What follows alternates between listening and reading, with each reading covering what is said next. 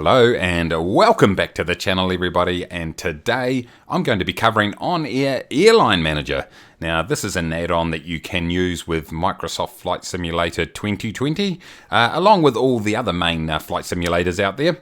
And quite a few of you have asked me since I've been doing the quite in-depth series on FSEconomy if I could take a look at this program and sort of do a bit of a comparison. What I'll actually do today is this is going to be more of an overview to give you a bit of a feel for how OnAir operates. And while there are similarities to FSEconomy, it is quite different in other ways. And it's not really going to be a straight out comparison video. But if you do want me to go a lot more depth with OnAir and do a series and get into the nitty gritty, let me know. And I'm more than happy to go ahead and do that. So with that said, oh yeah, the other thing is I actually did a video on OnAir about a year ago, I think it was, when it first sort of came out and it was in early access. So I'm looking forward to seeing what's changed since then. It certainly would have been polished up a little bit. So let's take a look at it. Here we go here on the main website, and this is where you want to come if you want to get involved with it. OnAir.company, up the top there, that's the URL. And what you can do is you can download and start a free trial. So you download the client and you can get all set up in there. Now the reason it says start a free trial is that, and this is probably the main difference between FSEconomy and OnAir, is that this is a subscription based program. So if we go up to pricing right here, here goes an overview of how much it will cost you if you want to subscribe to OnAir. So they've got a various number of models available for you. You can try it out for a month for $9, remembering that you do get 7 days free to try it for a start. But €9 for 1 month, right down to $2.38 per month if you take up a 24-month contract, I suppose you would call it, or subscription. So obviously the longer you subscribe for, the less per month it's going to cost you. So I think €5 is something like about $6 US, something like $8 something New Zealand, something like that. So that's one big difference with this particular program, is that there is a cost to it, and so that's one thing to take into account. So what I'm going to do now is I'm going to open the client and I'm going to start from scratch from a new airline, and we'll just work through the process and we'll take a look through some of the features of the program so you can get a feel for how this thing works. So I'll meet you in the program. Okay, here we are in the company setup screen, and some of the decisions you make here are fairly important because they're going to affect the way that you play the game, and I'll explain that as I go through here. But straight away, let's just be really uncreative, as I always am. Kiwi Air is what we're going to call this company. KIWI for the airline code. Kiwi Mace for the pilot code. This is bringing me flashbacks to the last video I did. Pilot birthday, 6th of September 90. That sounds good to me. A little bit off the mark, but let's go with it. Flight experience, let's say I've got 2,000 hours. Why not? You can go ahead and change your avatar right here. There's a number of options. Here we go. I don't know. Let's just randomly choose someone. There we go. Right there. Looks nothing like me whatsoever. So here we go. The initial location is where you're initially going to be located. That's pretty straightforward. So what I'm going to do is I'm going to choose somewhere a little bit different. I'm always choosing New Zealand. So how about we go ahead and choose, let me think about this. Okay, after some deliberation, I've come up with Myrtle Beach International in Myrtle Beach, South Carolina in the USA. Something completely different to what I'd usually do. So what you can actually select here is that you don't want to use any simulator, you just want to play with AI pilots only. In that case there, you're purely sort of, the program becomes just a airline management program at that point, no flying required. But I'm going to keep that unchecked because I definitely want to do some flying. Difficulty level, this is an important selection for you right here. So you've got easy, classic, and realistic. Now, depending on which level you choose here will determine a couple of things. The first thing is your starting equity, how many credits in the bank. Also your starting reputation, which affects a certain amount of things within the game. And also the maximum starting loan that you can take out. So for example, on classic, it's 170,000 credits, 50% reputation, and 250,000 loan availability. But if you take a look at realistic, for example, you'd only start with 70,000 in the bank, a starting reputation of 30%, and an ability to loan up to $60,000. So we're going to leave it straight in the middle. I think if in the future when I actually set up a proper company, I'll probably go to realistic. One thing to take into account is the more realistic you have it, the more probably management and effort and time you need to put into it to keep it going. So just be aware of that. And then you've got the company pay bonus. This is basically where you can increase the amount of credits that you get for each job. I'm just going to leave that as it is at 0 at this point. Now, survival mode. Now, essentially, this is sort of like super hardcore mode, if you like. If you select this, then things like being able to instantly transport players or employees across the map, you don't have access to that. Check rides become harder. Minimum aircraft hours are effective. You won't be able to instantly load cargo and passengers. There's a heap of different things. Your employees will need rest. It just adds a whole ton of complexity to the whole experience. So that's probably something that I'll try in the future. But at the moment, let's keep it pretty straightforward. So we'll go ahead and create our company. Let's do that. Okay, then once that's loaded up, you're presented with your home screen here. You go up to the big play button, and it's going to take you into your company.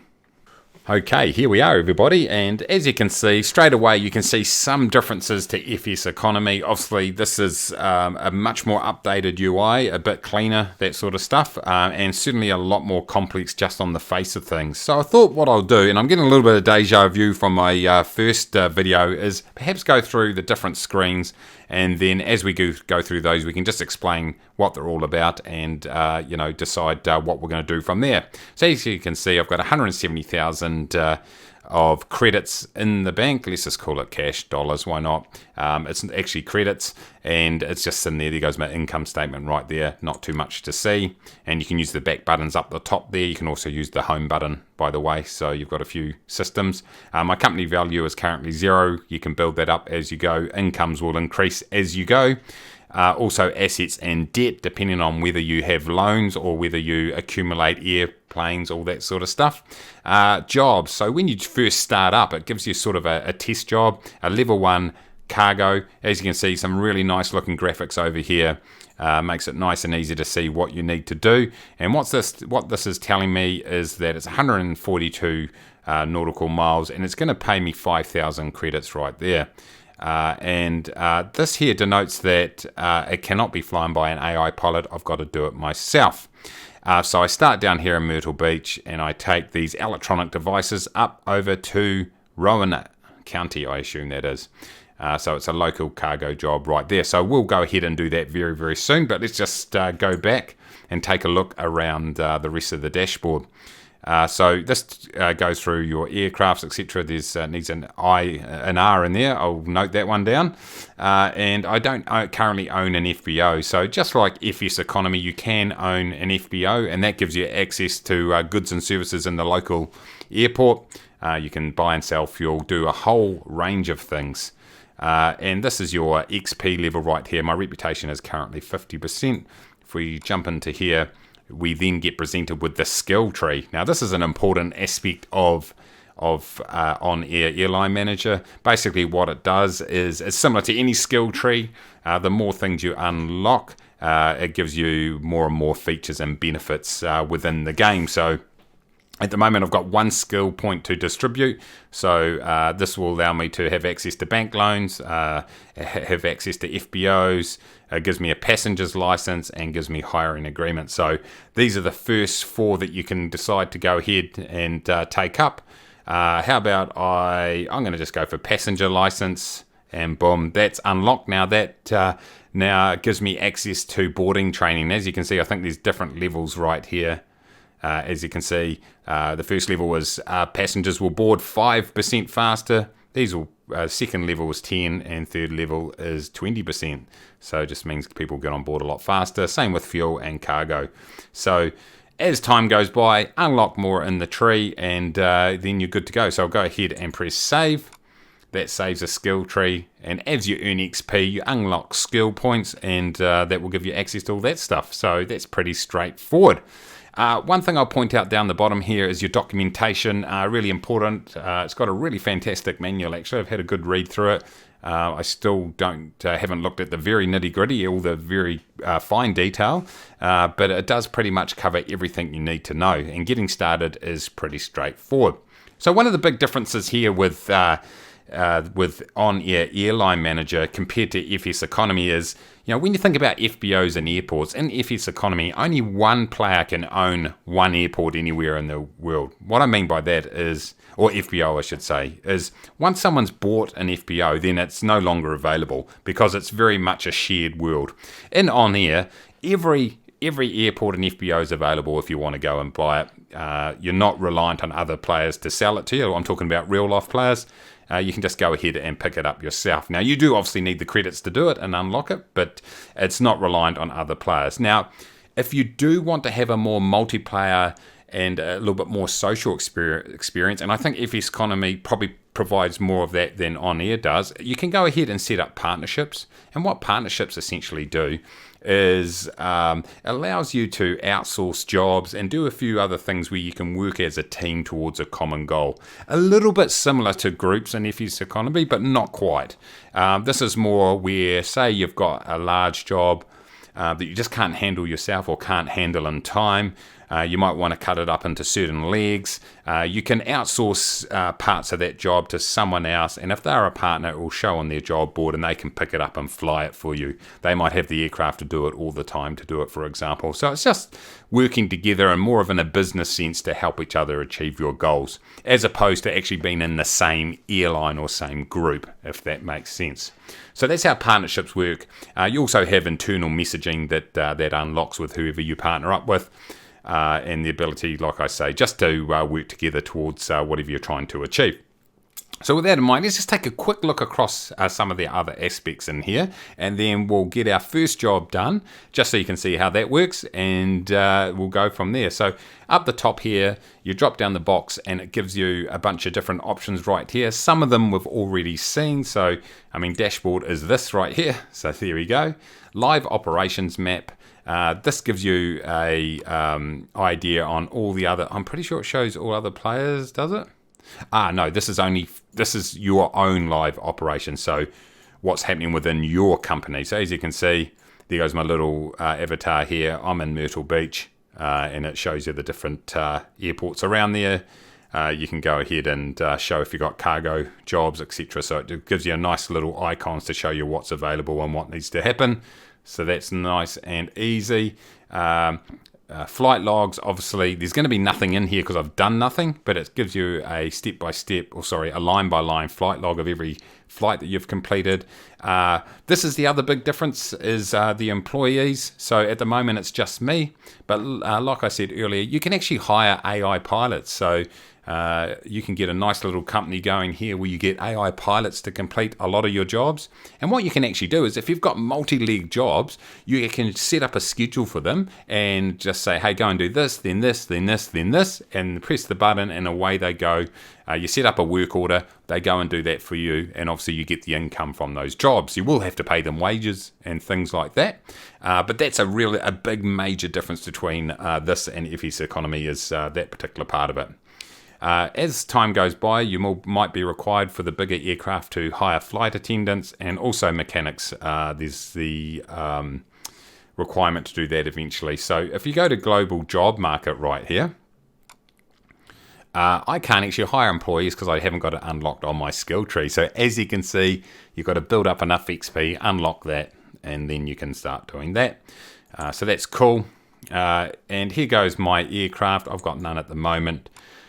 And what you can do is, this will show you all the aircraft that are available to either rent or buy. I'll go search for the aircraft I have. I'm not attached. Let me go and jump into the simulator so it knows what to do. So I'll be back in a second. Okay, I'm back, but I didn't have to go into the simulator. I just realized over here I could choose the type of aircraft. So here we go, single engine piston land, and I can search like that. And then it brings up this list on the left-hand side. Now, obviously, I've got FSX, well, actually, this is going to bring up a list of all the different aircraft that are available, and I can go ahead and say, hey, just show me aircraft that are available for Microsoft Flight Simulator. So I go filter, boom, and it'll bring up that list there. Obviously, if you're using a different simulator, you can do that. So at the moment, we don't own any or anything like that. It gives you a feel for the price of these different aircraft, by the way, their range, speed, and their seats, all that sort of stuff. So just like any sort of airline management sim, you've got to look after your fleet. FBOs, let's go in there. We don't have one, obviously. I think it's just going to show that same screen as before. You can go airport database. I could go NZDN, for example, and it's going to show me all the details for this airport. It's nowhere near Myrtle Beach, obviously. It's in somewhere. This is down in Dunedin, but it's a good example to show you all the different details that you get in the FBO. It shows you the parking spots available, landing fees for the different types, single engine, piston, etc. So what the landing fees are. So that's a bit similar to what we've seen in FSEconomy. The operating hours, which is an important aspect, what it has available. So 100 LL fuel here, Jet A. This here has got, we've already talked about 100 LL, and it's also got single engine piston markup 2.07, so you can actually go and get those serviced there at this particular airport. We won't go into that in detail, but as you can see, there's a bit of complexity around FBOs within the game, which is kind of cool. So let's just move on here. The skills tree, let's just quickly go back in here. So what I would have need to do to unlock, to be able to hire pilots, is go in here and unlock the hiring agreement. And then that would probably allow me, I assume, need to look at the manual, but I'm pretty sure that will allow me to go and hire AI pilots, get things going. So we go into the business aspect of it and look at the pending jobs. You'll recognize this screen right here. We've got a logistics center. We've got nothing in here that relates to that because we've just got the one job, which is this. Nothing favorited. We've got FBO queries in case you want to look at specific FBOs. And we talked about outsourcing earlier, but we've got none of that at the moment. We're not going to go into those details, but you can outsource some jobs, favorite jobs. So mailbox, I've got nothing in there at the moment, but there is an internal email system here that you can use. And like I said before, when you've got partnerships going on, that makes it really easy to communicate because you might then coordinate outsource jobs to make a few dollars, or in this case, credits. So we've seen balance sheet and income statement. If we look at company ratios right here, it shows you your debt ratio. It gives you a good explanation of what that means. And then an ROA right here, return on assets. So that's kind of cool. You're starting to get right into the nitty-gritty of running a business here with that sort of stuff. So that's kind of cool. One thing I did forget to mention up front was that if you choose survival mode, you then go on to leaderboard. So you can sort of then compete with other people that are in the same mode to see who can perform the best. So that's kind of cool. If you're competitive, you can get into that. Cash flow statement, obviously, I mean, we'll look at this, but we've already been in there. It just shows you what we've got in there at the moment in terms of money. Cash flow history, we've got no loans, so that's pretty straightforward. So we've been into find jobs, hire employees, and search and generate aircraft. If we go aircraft at airports, we can go KMYR, because this is going to be important because we need to complete that job, and we needed, 324 kilograms or pounds, whatever it was, of cargo space to be able to complete that job that we've got sitting in our pending jobs. So what we should do is, have we got anything here that would be appropriate? We really want to, let's just stick to Microsoft Flight Simulator right here. We've got an A320. Here we go. The Cessna Skyhawk. So this, I think, is the aircraft that we're going to use for that job. So we might as well go into that now. It carries 960 pounds, so plenty of space to complete the job. It's got quite a few hours on the clock right here. And it's available to rent for $210. Obviously, if we were going to buy an aircraft, it tells you how much the purchase price is. $26 million, by the way, for a A320. If you've got that sort of cash lying around, you can go and buy that. You've got two main sort of areas to look at here. One is the condition and one is the engine. So you can have a look, and it tells you what percentage it is in terms of condition. So obviously, the lower percentage, that's 51%. It can affect the probability of failure, as you see on the right hand side of that text there. The lower the condition, the more likely it could break down. And also when the engine, the current engine status.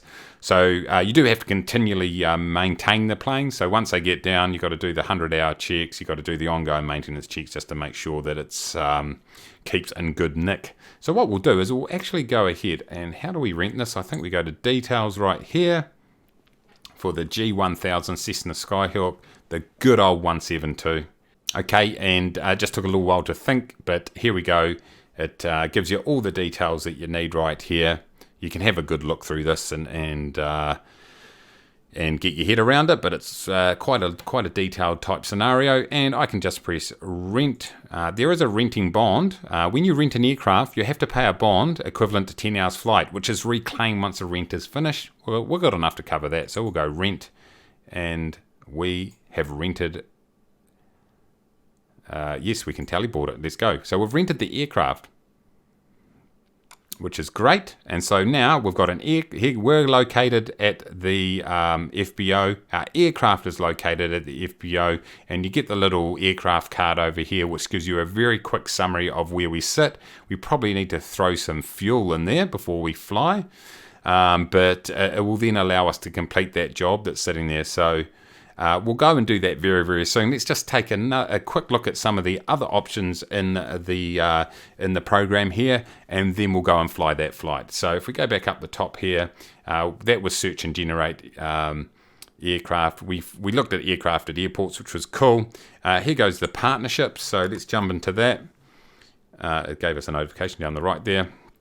If you know someone who's already registered on OnAir, you can type their company name in there and send a quick message saying, hey, would you like to partner up? So that's where the multiplayer or the team aspect comes in, which is kind of cool. And multiplayer map. So I think this is the map that I thought was going to pop up before. And this just shows you, I'm pretty sure. No, it does. There we go. Here goes all the different players that are in the game. Whoa, I'm scrolled out right here. Okay. My system's not loving this. It's too crowded. But as you can see, all the different players around the place. So who's this over here? How you going, Evan? A big shout out to you if you see this video. Okay, so that's that. Then you've got the chat. So down here you've got just multiplayer. Hi, hey all. I don't know where that will show on. It does show on global. Then you've got Cumulus, which is the world that I'm currently in. See, we're in the Cumulus world. So just put hi all. I don't know whether that showed up. Oh, there it is. It's global. Hey all. Boom, at 2:09. Simple as that. Okay, so up here you got company's details. So we'll go into that. I'll cut down the chat, but the chat's quite cool. Airline code, if I go KIWI, because I know that's one. And we go boom. If you know the name, so you can go into that multiplayer map, and you can go and go ahead and put the identifier in there. It will give you a summary of their airline. As you can see, my assets are minus 0.013 because I probably rented that aircraft, I'd say. And here we go here, 2.1. Yes, my income's minus 2.1 because it cost me 2,100. In here, you can start a chat with the person individually. You can send them credits, you can send a mail, and you can look at their flight log. So great, yeah, you can really have some interaction if that's something you'd like to do. Last flights, I'm not too sure what this is. Maybe this is a summary of the latest flights, maybe is what it means. Let's have a look. Oh no, this is a summary of all the flights in the world by the looks of it. So if we go, let's have a look at this. Here we go, Baron Munchausen. And it shows you all the different aspects of it. So that's kind of cool right there. So you've got all those sort of details. So yeah, as you can see, a lot of detail. Let's go up here, databases. You've got your airport databases, FBO, and the aircraft usage tree. We'll just go into the aircraft usage tree.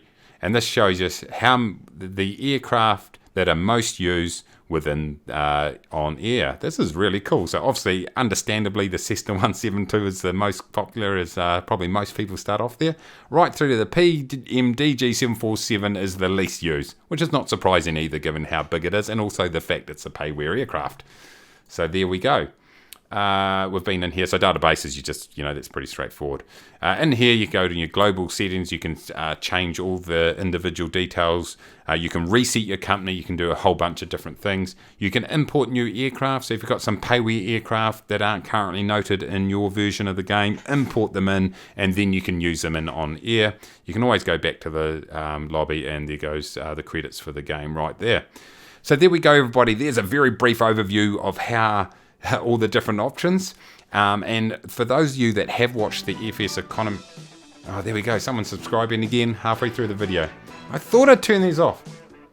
Anyway, thank you. Whoever just subscribed, thank you. Really fantastic. Appreciate it. Anyway, this gives you... Already you'll be able to see the differences between FSEconomy and OnAir. As I have said in my comments in some of my videos, that they're very similar in a lot of ways, but very, very different in a bunch of different ways too. And it really will come down to your personal preference. And also the payware side of it might impact your decision. But both of them are really great, and they just have something different to offer you depending on what you enjoy. So how about what we do is, how about we go ahead and do a flight? I won't actually show the flight. I'll just do the setup of the flight, and just so you get a feel for that and what the result is, and then we can wrap things up. Actually, just before we get into the flight, I completely forgot about this, and this is the you've actually got an app, a smartphone app for OnAir. Now, excuse the quality here. The streaming program I've got doesn't bring it through as sharp as it is. It's completely fine when you look at it on the app, but as you can see here, I can scroll through and take a look at different aspects, and I can actually look at my jobs that I've got available here. There we go, level 1 mission, local cargo, 5,000 credits, etc. And you can actually, once you've got AI pilots, my understanding is that you can actually go ahead and manage and get jobs completed on your smartphone. So you can actually manage your airline away from your PC, which is pretty cool too. Okay, I've got my simulator up and running now. In the background, you can see that I'm connected to the simulator, and in brackets, the simulator that I am connected to right now. And over the right-hand side, the left-hand side, you'll remember this little card here for the Cessna Skyhawk. And so what we need to do is go prepare the next flight, the little icon right here. Now, when you start the company, you do have your single engine certification. But if I wanted to fly a different aircraft, perhaps a twin engine, for example, I would need to go ahead and do the check ride. So obviously that's something a little bit different than FSEconomy. So what we're doing here is just making sure we've got everything that we need. So I'm going to just fill up the aircraft with a little bit more fuel. Let's put it up to 50% across the board here. Once you start your flight, you can change your payload to balance it out, but you've got to make sure that it's still is the same overall weight. So that's just something to take into account. So what we want to do here is grab we've got the cargo right here, and we can go ahead and load that up and confirm our fuel and payload, and it's transferring the work. Now, you remember on the skill tree that one of the things that you could do was increase the speed of loading passengers and cargo. Now, obviously for a small flight like this, it's not going to take too long to load that stuff up. But as you get into the bigger aircraft, particularly if you're on some of the harder modes, you want to obviously skill yourself up on that skill tree, and it means it's going to load the plane a lot faster. So there we go. We have completed the preparation for the next flight, and we're back in the screen here, and I go ahead and go. I should have just said confirm and go fly now. Before I could have done that because everything was loaded in. So I go confirm and go fly now. And then I'll go and do the flight, and I'll meet you guys back here once I've completed it and we can do a review. So I'll catch you soon. Okay, there's actually one more screen before we fly, everybody, and this is the flight preparation screen. We'll get there. So obviously, as you're loading up your plane, you'll see this tick up, but our passengers are loaded, our cargo is loaded, our fuel loading has been completed. Let's just throw a destination here, which you can see the top right-hand corner, KRUQ, for our cargo delivery over here. You could transport AI pilots as passengers if you wanted to, but I'm not. Kiwi Mace is going to be the pilot. And you could hire a pilot if you wanted an AI pilot to do it, but we're not doing that. We are going to go to flight tracking page, and here we are right here. This is the flight tracking page, and so as I complete my flight in the simulator, you can see yourself sort of move up the screen as your flight progresses.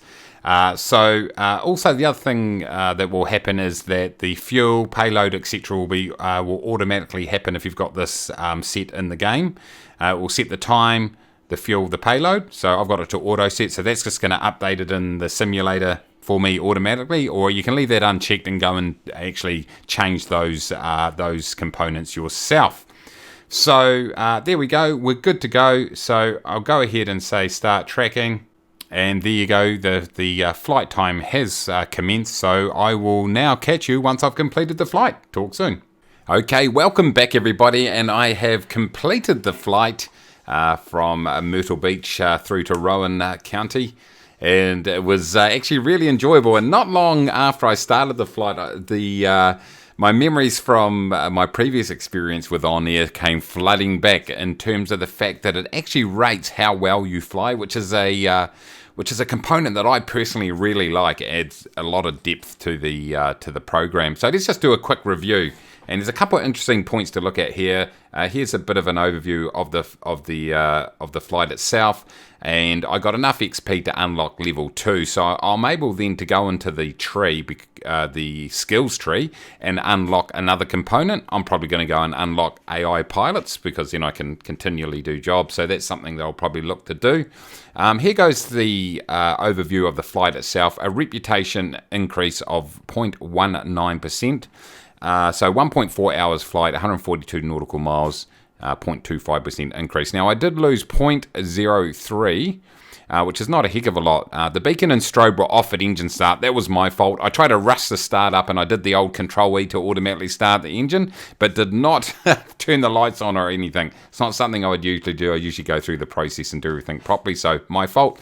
The second one, I'm dubious about. I mean, I'm in a big, long runway. I do not need flaps in the 172 to take off on that runway, but it required me to have flaps on, so 0.02% loss, not a major one.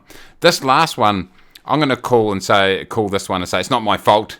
The reason being is for some reason, right at the end of my flight, I couldn't adjust anything in the plane. Like I couldn't zoom in or out, and I couldn't touch any, adjust any buttons or anything in the cockpit. So I'm not too sure what went wrong there.